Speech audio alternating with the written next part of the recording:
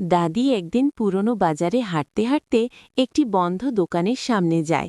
দোকানের পাশের ধুলোভরা ভাঙ্গা কাঠের বাক্সে নিচে দাদি একটি রহস্যময় কাঁচের বোতল খুঁজে পায়। বোতলের ভেতরে ছিল অদ্ভুত এক জাদুর কেমিক্যাল।